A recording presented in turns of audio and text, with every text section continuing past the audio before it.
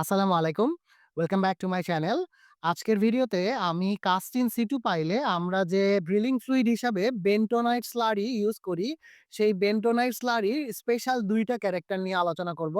Bentonite slurry বা যে লিকুইডটা আপনারা দেখতেছেন, এই লিকুইডটা কিন্তু আমরা একটা পাউডার থেকে বানাই। এই বেন্টোনাইট পাউডারটা অন সাইটে পানির সাথে মিক্স করে বানানো হয়।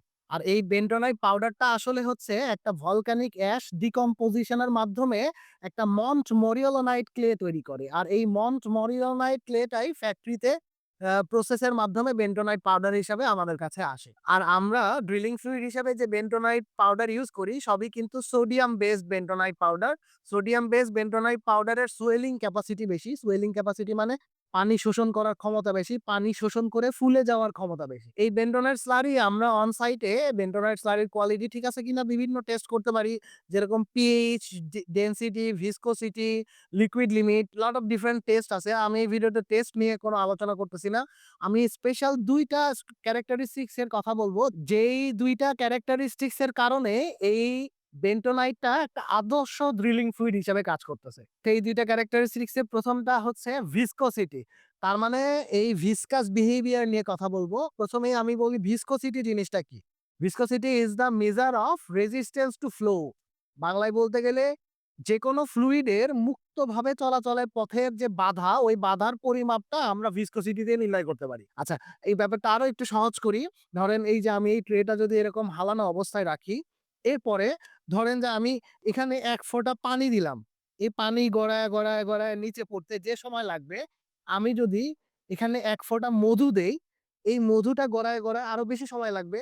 তার মানে পানির থেকে মধুর মুক্তভাবে চলাচলের বাধা বেশি। তার মানে পানির থেকে মধুর ভিসকসিটি বেশি। তার মানে viscosity is the measure of resistance to flow. মুক্তভাবে চলাচলের পথে বাধার পরিমাপটাই হচ্ছে ভিসকসিটি। আরেকটু সহজভাবে বলি যে এই যে আমার হাতে একটা পানির বোতল দেখতেছেন, আরেকটা হচ্ছে এই বেন্টোনাইট স্লারি আমি ভরছি। যদিও চকোলেটের মতো লাগতেছে দেখতে। এই বেন্টোনাইট স্লারি আর পানি আমি যদি খালি করার চেষ্টা করি এই বোতল, আমি কিন্তু পানি অনেক তাড়াতাড়ি খালি করতে পারবো। কারণ পানির মুক্তভাবে চলাচলের পথে বাধা কম। তুলনামূলক বাধা বেশি কার? বেন্টোনাইটের। এটাই হচ্ছে এই ভিসকাস বিহেভিয়ার। আর এই ভিসকসিটিটা আমরা কিভাবে পরিমাপ করি সাইটে যখন ভিসকসিটি টেস্ট দেখব তখন আলোচনা করা যাবে। আমি এই ভিডিওতে বলবো যে ভিসকসিটিটা ড্রিলিং ফ্লুইড হিসাবে কিভাবে আমাদেরকে হেল্প করে। ভিসকসিটি যেটা করে সেটা হচ্ছে একটা ফ্লুইডের পার্টিকেল ক্যারিং ক্যাপাসিটি বাড়ায় দেয়।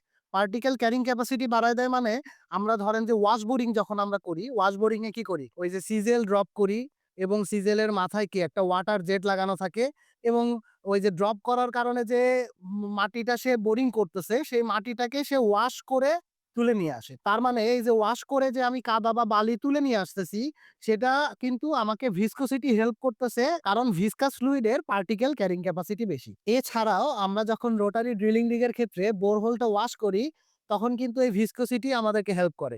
রোটারি ড্রিলিং রিগে যে কাটিং টুলস যখন বাকেট দিয়ে কাটে, কাটিং বাকেটটা যখন একদম বোরহোলের নিচে কাটে, ভিসকসিটির ভিসকাস বিহেভিয়ার এর কারণে একটা লুব্রিকেটর তৈরি করে। এই লুব্রিকেটর বা পিচ্ছিল জাতীয় পদার্থের কারণে কিন্তু আমাদের কাটিং টুলসটা জ্যাম হয় না বা বোরহোলের নিচে একটা জ্যামিং অবস্থা ক্রিয়েট করে না। আশা করি বোঝা গেছে যে ভিসকসিটি আমাদেরকে কিভাবে হেল্প করে। আর এই ভিসকাস বিহেভিয়ার এর কারণে আমাদের ফ্লুইড বা বেন্টোনাইট স্লারিটা আরেকটা চরিত্র অর্জন করে, আরেকটা ক্যারেক্টারিস্টিক্স অর্জন করে। সেটা হচ্ছে থিক্সোটপিক ক্যারেক্টারিস্টিক্স। থিক্সোটপিক ক্যারেক্টারিস্টিক্স জিনিসটা কি? একটা ফ্লুইড যখন আমরা এই ফ্লুইডটাকে নাড়াবো, নাড়ানোর সময় একদমই খুবই ফ্লুইডের মতো আচরণ করবে, পানির মতো আচরণ করবে। কিন্তু আমরা যখনই নাড়ানো বন্ধ করে দিব, তখন সেমি সলিড বা সলিডের মতো আচরণ করবে। তার মানে রোটারি ড্রিলিং রিগের ক্ষেত্রে এই থিক্সোটপিক ক্যারেক্টারিস্টিক্স কিন্তু অনেকভাবে হেল্প করতেছে। চিন্তা করে দেখেন, আমরা যখন কেলি নামায়া কাটিং বাকেট দিয়ে কাটতেছি, বোরহোলটা বোরিং করতেছি, তারপরে বোরহোল থেকে এটা বের করার সময় বাকেট যখন বের করে ফেলি, তখন কিন্তু এই বোরহোলের মধ্যের যে বেন্টোনাইট, এটা একটা জেলের মতো কাজ করে, বেন্টো কেকের মতো কাজ করে। এটা একটা সলিডের মতো কাজ করে। এই সলিডের মতো কাজ করার কারণে বোরহোলের সারফেসে আরো মোর হাইড্রোস্ট্যাটিক প্রেশার জেনারেট করতে পারে।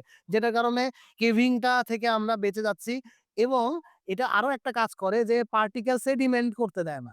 ইচ লেয়ারের মধ্যে সেডিমেন্টেশন বালিগুলা ধরে রাখতে সাহায্য করে। যেটার কারণে বেন্টোনাইট স্লারির থিক্সোটাইপিক ক্যারেক্টারিস্টিক্স যদি ভালো হয়, সেক্ষেত্রে কিন্তু এই যে বালির সেডিমেন্টেশনটা, বালি নিচে নিয়ে আস্তে, আস্তে নিচে চলে যাওয়া, এটা থেকেও আমাদেরকে রক্ষা করে। আশা করি বোঝা গেছে যে এই ড্রিলিং ফ্লুইড হিসেবে যে আমরা বেন্টোনাইট ইউজ করি, এই বেন্টোনাইটের ভিসকাস ক্যারেক্টারিস্টিক্স এবং থিক্সোটপিক ক্যারেক্টারিস্টিক্স এই বোথ আমাদেরকে কিভাবে হেল্প করে। আমি চেষ্টা করব পরবর্তী ভিডিওতে এই বেন্টোনাইট রিলেটেড যতগুলা টেস্ট আছে বা এটার এমটিসি তে কি, কি ইনফরমেশন দেওয়া থাকে সমস্ত কিছু নিয়ে আলোচনা করতে। আমার সাথে কানেক্টেড থাকার জন্য ধন্যবাদ। আর আমার ভিডিওটা যদি ইনফরমেটিভ মনে করেন তাহলে ভিডিওটা শেয়ার করতে পারেন। ধন্যবাদ সবাইকে। আসসালামু আলাইকুম।